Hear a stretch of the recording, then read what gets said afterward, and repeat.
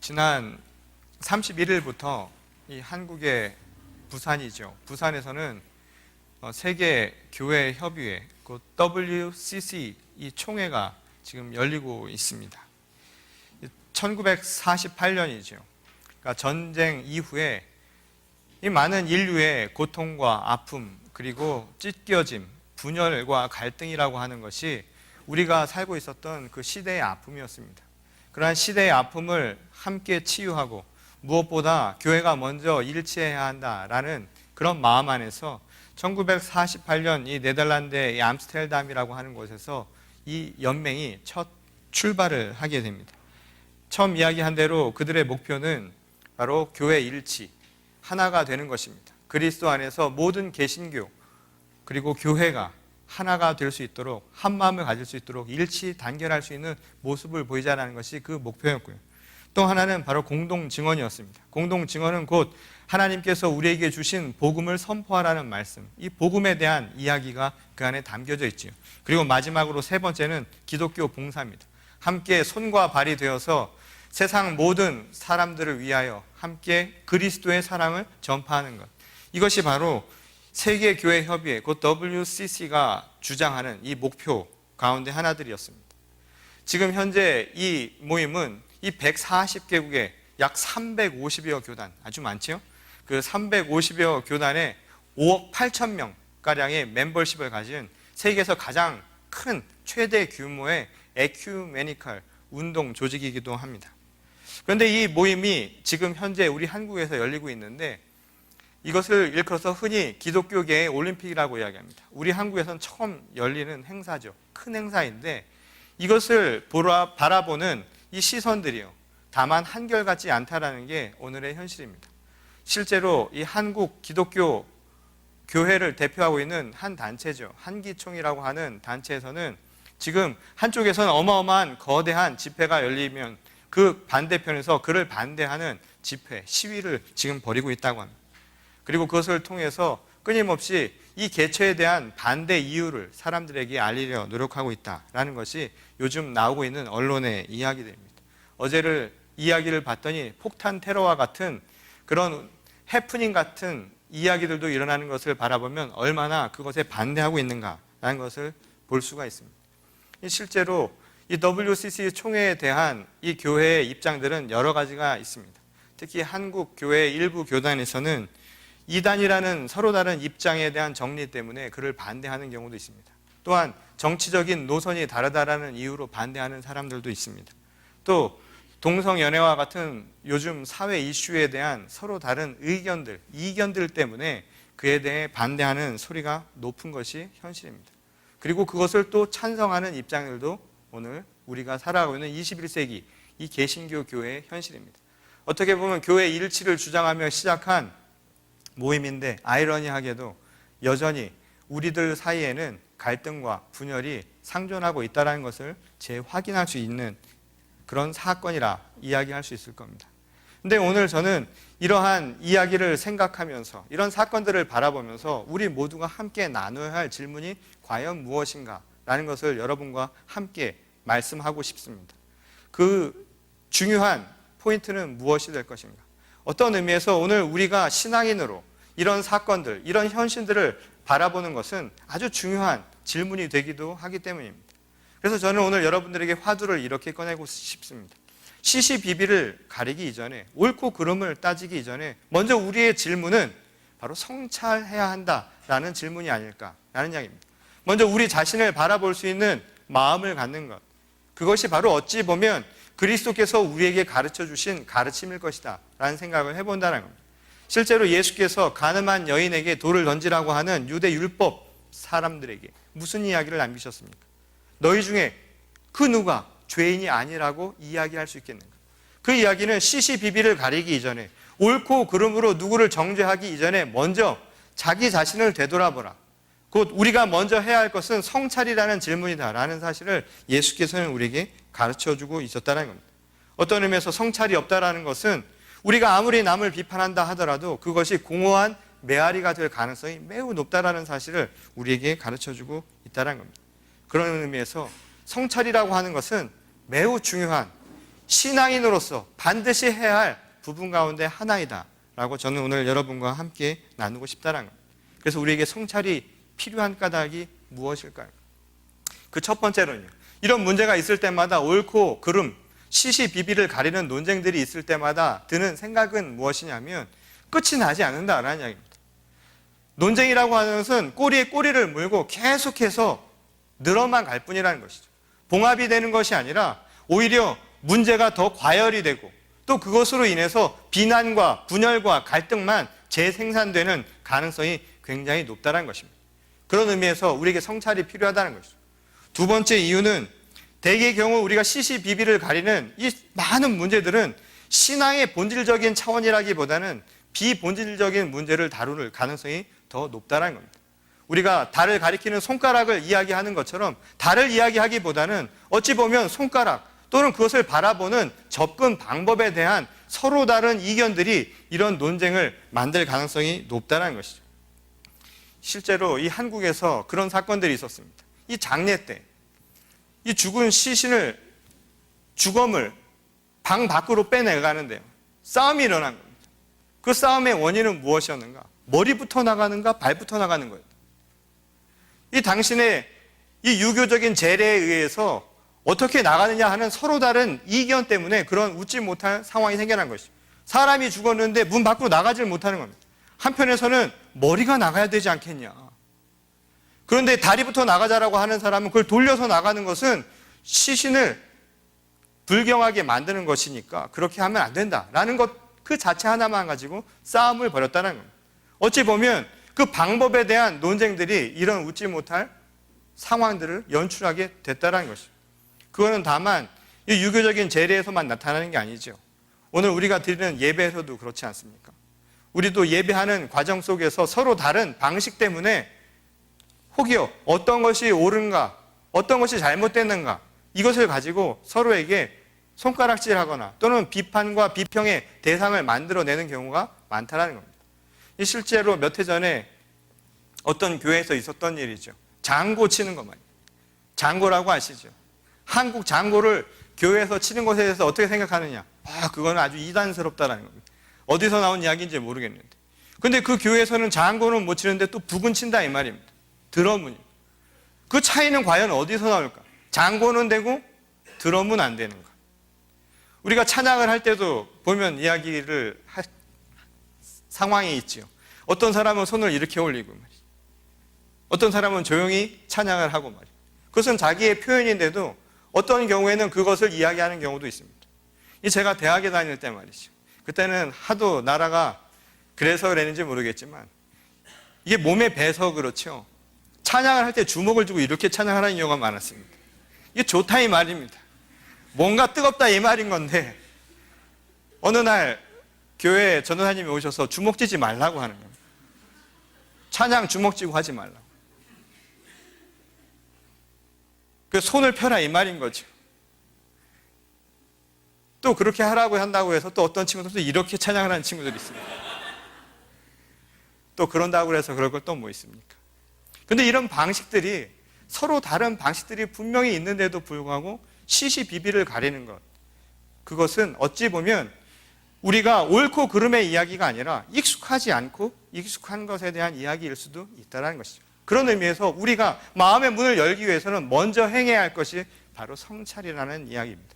마지막으로 세 번째로는 이 신앙인들에게 있어서 중요한 것이 있죠. 모든 옳고 그름의 시작과 끝은 어디입니까? 바로 그리스도 하나님께 있다는 사실입니다. 그것이 바로 우리 신앙이 되어야 한다는 것이죠. 모든 심판은, 모든 판단은 내가 내리는 것이 아니라 바로 주님이 행하신다는 것, 그것이 바로 우리 신앙인의 자세가 되어야 한다는 겁니다. 그게 우리 믿음의 고백이 되어야 한다는 것이죠. 이 갈라디아서에서 사도 바울이 이야기한 것처럼 무엇입니까?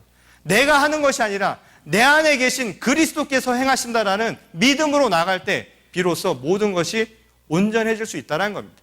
그렇기 때문에 우리에게 필요한 것은 내가 무엇을 바라보고 옳고 그러다를 이야기 이전에 내 안에 계신 그리스도를 바라보는 것, 또 그리스도라는 그 말씀 안에서 내 자신을 비추어 볼 수 있는, 마치 거울에 내 자신을 비추어서 성찰하듯 그 성찰의 자세가 오늘 신앙인에게 필요하다는 것을 우리에게 가르쳐주고 있다는 겁니다. 그런 의미에서요, 오늘 우리가 읽은 이 본문의 말씀, 삭개오 이야기는 신앙인으로 성찰이라고 하는 것이 어떤 의미를 갖는가, 그리고 어떤 성찰을 통해서 우리들이 행해야 할 모습, 갖춰야 할 모습이 무엇인가를 우리에게 가르쳐주고 있습니다. 이 삭개오 이야기는 너무나 잘 알려져 있죠. 여러분들이 모두 다 잘 아는 내용일 겁니다. 이 여리고 지방이라는 곳에서 예수께서 그곳을 지나신다라는 이야기를 듣고 삭개오를 비롯해서 또 그와 같은 목적을 가진 많은 사람들이 예수님을 보러 나오게 됩니다. 그 중에 그 지역의 세리장이라 한 세리관이었던 바로 삭개오라는 사람도 있었습니다. 이 여리고 지방은 이 당시 팔레스틴, 이스라엘 지역에서 가장 번영했던, 상업적으로 경제적으로 융성했던 도시 가운데 하나였습니다. 근데 그 도시에서 세리장을 맡고 있었으니 그의 부가 어느 정도 됐을까 하는 것은 우리가 미루어 짐작할 수 있을 겁니다. 그런데 그가 웬일인지 예수 그리스도를 보고 싶다라는 그 열망 때문에 예수님을 보러 나가게 되죠. 그런데 오늘 이야기를 보면 그곳에는 삭개오만 나와 있는 것이 아니라 그와 같은 목적을 가진 많은 사람들이 있었음을 이야기해 줍니다. 그런데 이 삭개오는요, 표현이 오늘 이야기 나오듯이 어떻습니까? 못 보는 거예요. 왜? 키가 작은 거죠. 얼마나 작았는지 모르겠는데 많이 작았나 봐요. 많이 작아요. 그 느낌을 아시는 분들도 있을지 모르겠지만 작아서 그 너머에 있는 상황을 볼 수가 없었던 겁니다. 그럼에도 불구하고 삭개오는 예수님을 꼭 봐야 되겠다라는 심정을 가지고 어떻게 합니까? 이 뽕나무 위로 기어 올라갑니다. 이 사실 오늘 본문 말씀에는 키가 작다라고 이야기를 해놨는데 무슨 인신모독 같은 이야기 같은지 모르겠지만 사실 그 말씀, 작다라고 하는 것은 단순히 육신의 키만 작은 게 아니죠. 어찌 보면 그의 상황을 우리에게 보여주는 말일 수도 있다는 생각을 해봅니다. 실제로 당시 세리라고 하는 사람들에 대한 유대인들의 반감은 매우 컸습니다. 그 중에 장인이 얼마나 컸겠습니까? 그러니 그가 비록 많은 재물을 얻기는 했어도 세상 사람들에게 비춰진 모습은 어찌 보면 아주 작은 모습이었을 수도 있었을 거라는 말씀입니다. 그런 의미에서 수많은 사람들 속에서, 공중 속에서 자기 자신을 드러내는 것은 아주 쉽지 않은 일이었을 거라는 생각을 할 수 있다는 것이죠. 어떻게 보면 사람들과 거리를 느끼는, 사람들로부터 소외되어 있는 상황이었다는 겁니다. 그것을 뛰어넘어서 그럼에도 불구하고 예수님을 보겠다라는 그 신념 하나로 그가 뽕나무 위로 올라가죠. 그러자 그를 보신 예수께서 내가 너희 집에 유숙하겠노라 라고 이야기를 합니다. 그러고 그 말을 들은 삭개오 역시 주님을 자신의 집으로 초대했다라는 것이 오늘의 말씀입니다. 오늘 본문 말씀에서 삭개오가 자신의 집으로 모셨다라고 하는 이 말은요, 어떤 의미에서는 아주 상당한 의미를 갖고 있는 말씀입니다. 오늘 이 사건은 우리가 신앙인으로 살아가면서 어떻게 하나님의 사람으로 살아가는가 하는 과정을 사실은 보여주고 있다는 것입니다. 무엇입니까? 먼저 예수께서 우리를 불러주시지요. 그 예수께서 우리를 불러주시는 음성을 듣는 것입니다. 신앙의 출발이라고 하는 것은 어떤 의미에서 예수님의 부르심, 그 복음이라고 하는 그 소식에 내가 반응하는 것이죠. 그리고 나서 신앙인, 곧 삭개오가 행한 모습은 무엇이었습니까? 바로 주님을 내 집으로 모셨다는 겁니다. 우리가 말하는 그런 보이는 집만이 아니라 집은 여러 가지 집이 있겠죠. 이 이야기는 곧 우리의 마음입니다. 우리의 몸입니다. 우리의 집이라고 하는 우리의 마음 속에 주님을 모셨다 이야기입니다. 영접했다 이야기인 거죠. 신앙으로 영접했다 이야기인 겁니다. 이 신앙으로 영접한 이 삭개오에게서 나타난 그 다음 행위는 무엇이었습니까? 시시비비를 가리는 것, 그게 먼저가 아닌 것이었죠. 무엇이었습니까? 주님을 영접하는 것, 바로 그 속에서 시시비비를 행하는 모든 일들이 발생한다라는 것을 오늘 본 말씀은 이야기하지 않습니까? 결국 예수님을 영접한 바로 그 힘으로 그가 행한 것은 무엇이었습니까? 그가 지금까지 잘못했던 것들을 다 바로 잡는 모습을 보여줍니다. 그가 불의하게 거두어둔 모든 재물들을 사람들에게 나눠주죠. 그리고 그것을 되갚아주는 행실을 보여줍니다. 시시비비, 누구에게 돌을 던지는 것은 내 자신을 성찰한 이후에, 그리고 그 성찰이라고 하는 것의 핵심은 다른 것이 아니라 바로 주님이 내 안에 살아계실 때 주님의 말씀 속에서 행할 수 있는 것임을 바로 삭개오의 이야기는 가르쳐주고 있다는 겁니다. 곧 그리스도 안에서 행하는 자의 모습을 삭개오의 이야기는 우리에게 분명하게 얘기해 준다는 거죠. 근데 오늘 이 이야기의 핵심 내용은 바로 이와 똑같습니다. 근데 제가 오늘 여러분들과 함께 나누고 싶은 이야기, 더 주목하고자 하는 내용은 바로 그 이야기가 아닙니다. 오늘 이 이야기에 등장하는 두 부류의 사람들에 대한 이야기입니다. 하나는 지금 방금 이야기했던 대로 삭개오죠. 예수님을 만나서 예수님을 영접하고 그 영접한 마음을 가지고 그것으로 끝나는 것이 아니라 자기가 잘못했던 행위를 바로잡은 것. 그래서 곧 구원이 너희 집에 이르렀노라고 하는 예수님의 말씀을 듣게 된 의로운 자가 된 이 삭개오의 모습. 이게 바로 한 부류입니다. 어찌 보면 우리 모두의 이야기일 수 있겠죠. 또 그것을 갈망하는 우리 자신이 바로 삭개오와 똑같다라고 이야기할 수 있을지도 모릅니다. 우리는 어찌 보면 오늘 이 자리에 삭개오처럼 나와 있겠죠. 어떻게든 예수님의 얼굴을 대면하듯이 말씀을 하나라도 더 받고 오늘의 상처난 마음들을 치유받고 위로받고 또한 우리의 다친 앞으로의 비전들을 다시금 말씀을 통해서 되찾고 싶어서 오늘 우리는 이 자리에 나왔는지도 모른다 이 말입니다. 삭개오처럼 나와 있는 것이죠. 그런데 또 다른 부류가 있습니다. 그 또 다른 부류는 오늘 이 본문 말씀에서 나오는 3절과 7절에 무리라고 한 사람들입니다. 익명의 다수의 사람들이죠. 군중들입니다. 오늘 삭개오와 똑같이 이들은 똑같은 이유로 거기에 나왔습니다. 그 이유는 무엇이었습니까? 예수님을 보려는 것. 물론 그에 대한 각각의 목적은 달랐겠지만 예수님을 보려고 나온 것은 매한 가지였습니다. 삭개오와 마찬가지였다 이 말입니다. 그들은 나와서 함께 예수님을 보려고 그곳에 있었죠. 그런데 말이죠. 그들에게는 한 가지 놓친 점이 있었습니다. 그것이 무엇이었습니까? 오늘 본 말씀을 보면 그들은요, 이 삭개오라고 하는 사람이 키가 작고 그리고 그들 속에서 어울리지 못한다라고 하는 사실을 전혀 인식하고 있지 못했다는 이야기입니다. 누군가 우리 뒤에 그곳을 지나갈 수 있도록 길을 열어주지 못했다 이야기입니다. 어떻게 보면 무의식적으로 일어난 일인 거죠. 누군가 지금 갈망합니다. 누군가 갈급한 상황입니다. 그리고 저 멀리서 먼 발치에서 그저 하염없이 바라보는 사람이 있습니다. 그런데 그 사람이 누구인지 우리는 한 번도 생각해 보지 않고 또 그것에 대해서 신경 쓸 겨를이 없었다 이야기입니다. 어찌 보면 그 무리들은 또 다른 우리들의 모습일 수 있다는 것이죠. 우리가 신앙생활을 하면서도요, 같은 공동체 안에서도 그런 일들이 있지 않습니까? 내가 갈급해서 내 자신의 무언가를 채우기 위해서 하나님 앞에 기도하고 또한 봉사하고 헌신하지만 궁극에는 내 주변에 있는 내 가까이에 있는 사람들을 잊어버리고 사는 경우가 얼마나 많습니까? 서로 간에 배려라는 것이 없어지게 되는 것이죠. 멀리 갈 것도 없지요. 한 가정에서도 그렇지 않습니까? 부부 간에도 내 자신의 삶의 목적만을 바라보면서 살아가는 사람에게 내 옆에 있는 사람의 삶은 눈에 들어오지 않는 경우가 있지 않습니까? 제가 요즘에 그 인생의 큰 경험을 하고 있습니다. 저희 큰딸이 이제 대학을 가는데요. 그 대학 입시를 준비하면서 최근에 기회가 많아서 얘기도 많이 하고 여러 가지를 하면서요. 저를 들었다 놨다 하고 있습니다. 우리 딸이 진짜 요물입니다. 그냥 들었다 놨다 저를 완전히 그러는데 제가 하루에도 몇 번씩 심장 박동수가 높아졌다 낮아졌다 합니다.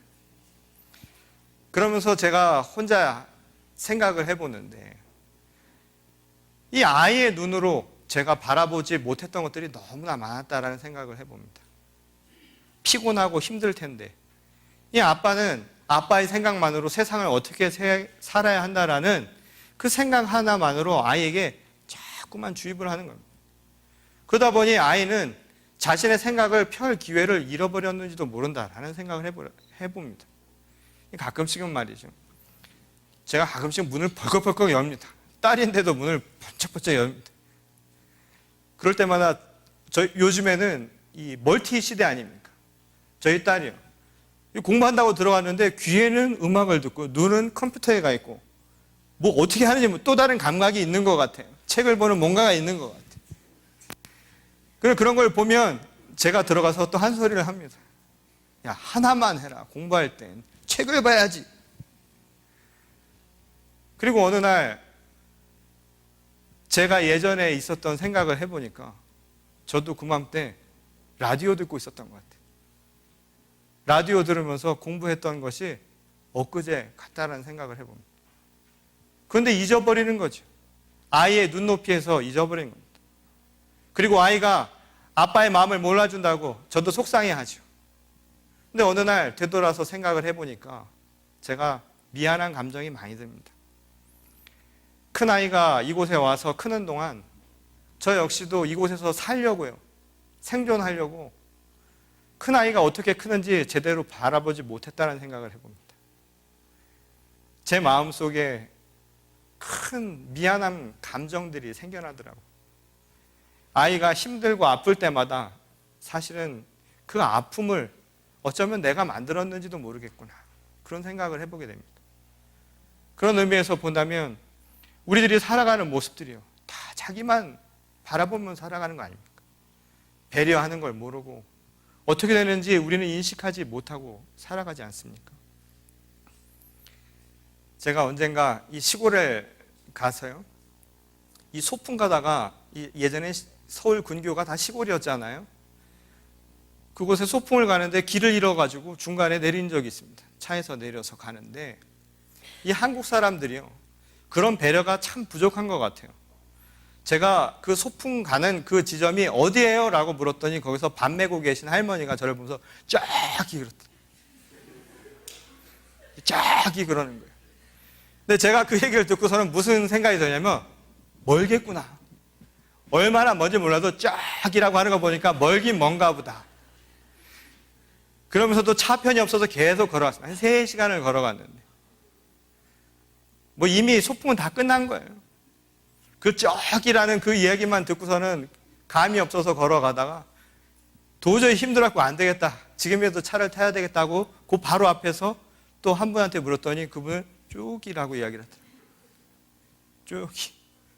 그 쭉이라는 게 보니까 바로 몇 발자국 앞에 진짜로 차 타는 곳이 있더라고요. 그때 그분이 저한테 이 낯설은 지점에서 얼만큼 더 가야 되면 어떻게 갈 수 있다는 것을 조금이라도 이야기를 해줬으면 아마 저는 중학교 졸업장에 제 사진을 남길 수 있었을 겁니다. 저는 그 이유 때문에 졸업장에 사진이 없어요. 그날을 가서 사진을 찍는 거였는데 앨범 사진을 못 찍었습니다. 그 저기 하는 그 이야기 하나 때문에 몰랐던 거죠. 교회 안에서도 보십시오. 우리가 어찌 보면 이 교회 안에 우리는 서로 예수님을 만나기 위해서 이 자리에 다 나와 앉아 있습니다. 근데 이곳에 갈망하는 삭개오 같은 사람들이 있습니다. 그도 하나님을 만나기 위해서 갈급한 마음으로 왔습니다. 그런데 그는요, 이 문턱이 우리보다 더 높습니다. 뽕나무를 올라가야 하듯이 이 교회 문턱을 넘나들기가 쉽지 않은 사람들이 있다 이 말입니다. 새로운 신자가 그렇죠. 새로운 교인들이 그렇죠. 근데 우리는 우리들 생각 때문에 그런 사람들이 있는지, 그 사람들이 어떤 생각을 갖고 있는지조차 배려와 관심을 두지 않게 된다는 이야기입니다. 이것이 바로 당시 이 무리가 가지었던, 그러나 잃고 있었던 모습 가운데 하나라는 사실이죠. 그런데 말이죠, 그것만 가지고 우리가 타박하기는 어려울 겁니다. 문제는 바로 그 다음입니다. 우리가 흔히 자기 생각 때문에 남을 놓칠 수는 있겠죠. 근데 문제는 그 바로 다음에 그들이 보여준 모습이었습니다.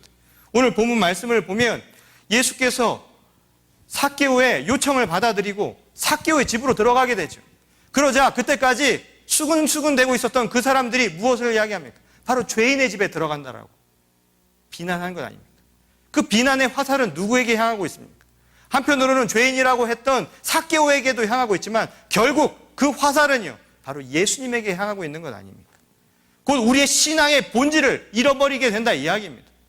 결국은 우리들의 생각 때문에, 우리들이 죄인이라고 만든 그 규정 때문에 예수님조차 죄인으로 만들어버리는 아주 심각한 결과를 가져오게 된다는 것이죠. 그들의 마음속에서 자신들이 알고 있었던 율법이라고 하는 전통과 관습 속에서 죄인이라 처형했던 바로 그 가정으로 주님이 들어가는 것, 바로 그것은 그 자체로 죄가 될 수 있다라는 생각을 하고 있었다는 이야기입니다. 그 비난의 화살, 비판의 화살이 바로 예수님께 다시 향하고 있는 상황들, 바로 이것을 우리가 보게 된다는 것이죠. 어찌 보면 그것은 예수님이 십자가의 고난의 길을 가셨던 상황과 똑같습니다. 예수께서 예루살렘 입성을 앞두고 사람들이 무엇을 했습니까? 호산나를 외치면서요, 종려나무 가지를 흔들며 호산나, 오셔서 우리를 구원하여 주시옵소서라고 외쳤던 사람들입니다. 근데 그 입으로요, 일주일도 되지 않아서 그들이 뭐라 이야기했습니까? 바로 예수님을 십자가에 못 박으라고 이야기한 사람들이 바로 그 사람들이었습니다. 어찌 보면 우리들의 신앙이라는 게 그런 모습이 아닐까요? 우리들의 생각과 우리들의 편견과 우리들의 판단, 시시비비라고 하는 우리의 관습과 전통과 우리의 논쟁 속에서 어찌 보면 중요한 하나님을, 그리스도를, 우리의 신앙의 본질을 잃어버리고 있는지도 모른다, 이 말인 것입니다. 바로 사람들이, 그 무리들이 보여주었던 모습이 그와 똑같다라는 것이죠. 자신들의 독선과 이 자만이라고 하는 것, 이것으로 진정 봐야 할 것을 놓치고 있었다라는 이야기입니다. 예수께서는 우리에게 말씀하시죠. 우리가 기뻐해야 할 것이 무엇입니까? 누가복음 15장에서 잃어버린 것에 대한 비유를 행하시면서 예수님이 우리에게 가르쳐 주신 것은 잃어버린 양 한 마리가, 다시 찾은 그 동전 하나가, 그리고 되돌아온 아들이 우리에게는 얼마나 기쁨이 될 수 있는가를 가르쳐 주지 않습니까? 오늘 우리가 정작 해야 할 모습은 무엇입니까? 그를 비난하는 것이 아니라 영혼이 구원된 바로 삭개오의 그 기쁨을 우리도 함께 기뻐할 수 있어야 한다, 이 말입니다. 근데 그게 제일 어렵죠. 예수께서, 주님께서 우리에게 말씀하신 것이 남의 슬픔을 함께 애통해야 하고요, 남의 기쁨을 함께 즐거워하라고 이야기하십니다. 그런데요, 우리 한국 사람들은 슬퍼하는 건 잘 슬퍼해요. 그렇죠? 싸우다가도 남에게 안 좋은 일이 일어나면 그것은 함께 슬퍼합니다. 근데 진짜 친구는 언제 알 수 있는지 아십니까? 기쁠 때 알 수 있습니다. 기쁠 때 얼굴 일그러지고 있으면 그건 뭔가 있습니다. 이상하게 남이 잘 되면 이상하게 그때부터 배가 아프죠. 한국에 배탈 환자가 많은 이유가 그래서라는데, 기쁘면 함께 기뻐해야 하는데 그러지 못하고 있다는 것 아닙니까? 이런 의미에서 오늘 우리의 첫 질문으로 돌아갑니다. 오늘 우리에게 중요한 것은 무엇입니까? 그렇기 때문에 우리에게 필요한 것은 무엇입니까? 바로 우리 자신의 마음을 되돌아보는 겁니다. 성찬의 질문입니다. 오늘 이 말씀은 우리에게 다시금 질문합니다. 여러분들은 어떤 부류입니까? 지금 어떤 마음으로 이 자리에 앉아 있습니까? 삭개오처럼 그저 아무것도 가리지 않고 주님만 바라보기 위해서 이 자리에 앉아 있습니까? 그런데 혹이요, 나도 그 무리들 속에서 또 다른 삭개오의 그 열망을 나도 모르게 배려하지 못하고 무관심으로 잊어버리고, 혹이요, 또 다른 사람을 죄인으로 만들며 살아가고 있지는 않습니까? 오늘 우리에게 질문하는 겁니다. 시시비비 이전에 먼저 내 모습이 무엇인가를 되돌아보십시오. 내 성찰을 위해서는요, 그리스도 안에서 나를 돌아보는 데는 진보도 보수도 없습니다. 누가 옳다라고 하는 그 이야기 이전에 나를 되돌아볼 수 있는 성찰의 힘, 그리스도의 말씀 속에서 진실된 모습들을 되찾지 않는다면 우리의 주장은, 우리의 논쟁은 아주 껍데기에 지나지 않게 될 것이라는 이야기입니다. 그런 의미에서 오늘 하박국의 말씀은요, 또 다른 본문의 말씀은 우리에게 어떤 사람이 되어야 하는가를 이렇게 얘기합니다. 여러분, 의로운 사람들이 되십시오. 여러분, 의로운 사람이 된다는 것은 다른 것이 아닙니다. 우리가 성찰할 수 있는 힘을 갖는 말씀입니다. 근데 오늘 하박국 2장 4절을 보면 아주 재미있는 표현이 나옵니다. 이 표현은 제가 진 것이 아니라 실제로 이 공동 번역본에 보면 하박국 2장 4절은 이렇게 시작합니다. 멋대로 설치지 마라. 정말 멋있는 번역 아닙니까? 멋대로 설치지 말라. 의인은 믿음으로 사는 것이다 라고 이야기를 합니다. 여러분, 신앙인은 무엇으로 사는 줄 아십니까? 믿음으로 사는 것입니다. 그 믿음은 다른 것이 아닙니다. 시시비비의 논쟁을 내가 행하는 것이 아니라 나는 죽고 오직 그리스도 안에서 다시 산다라는 그 소망으로, 그 믿음으로 사는 것이 바로 의로운 사람의 모습이라는 것입니다. 오늘 그런 의미에서 이야기하죠. 설치지 마라. 자신의 생각과 자신의 고정관념과 편견만 가지고 모든 것을 고르지 마라 라는 이야기입니다. 2013년 이제 21세기를 지나는 이 시점에 교회 일치를 외치는 사람들이 모여 있습니다. 그리고 그 앞에는 그것을 반대하는 사람들이 모여 있습니다. 그리고 누구의 논쟁이 옳은가 시시비비를 가리려고 하는 많은 사람들이 있습니다. 오늘 그 가운데 우리가 서 있습니다. 여러분들은 삭개오일 수도 있고 바로 그 사람들 중에 한 무리일 수도 있을 겁니다. 그러나 어떤 입장에 있든 분명히 기억하십시오. 그 해답은 누가 옳은 것이 아니라 바로 설치지 말고 우리 자신을 하나님의 뜻 가운데 하나님의 말씀으로 먼저 성찰하는 것, 그것이 바로 오늘 우리에게 필요하다라는 말씀입니다. 오늘 신앙인으로 살아가는 우리 모두에게 주시는 주님의 말씀입니다. 오늘 우리는 우리의 생각과 우리의 고정관념과 우리의 뜻만 가지고 살아가는 것이 아닙니다. 선한 의지도 하나님께 맡길 수 있는 믿음이 우리에게 필요하다는 것입니다. 여러분, 교회 일치는요, 그런 의미에서 우리가 모두 하나로 같아지는 것을 의미하는 말이 아닙니다. 오히려 교회 일치는 하나님의 뜻 안에서 우리가 서로 다르다라는 것을 재확인하는 겁니다. 성찰하는 것이죠. 서로 다름 속에서 이제 우리가 서로 소통하며 나가야 할 것을 겸허하게 고민하는 것입니다. 오늘 21세기 교회 일치를 주장하는 많은 사람들과 함께하는 우리들, 그리고 이 시대의 삭개오처럼 또는 그와 함께하는 무리들 속에 머물러 있는 우리 모두에게 주시는 말씀입니다. 오늘 주님과 함께 하십시오. 주님의 말씀으로 성찰하며 오늘 이 시대를 주님의 뜻대로 살아가는 저와 여러분 모두가 되시기를 주님의 이름으로 간절히 축원합니다. 우리 다 같이 기도하겠습니다.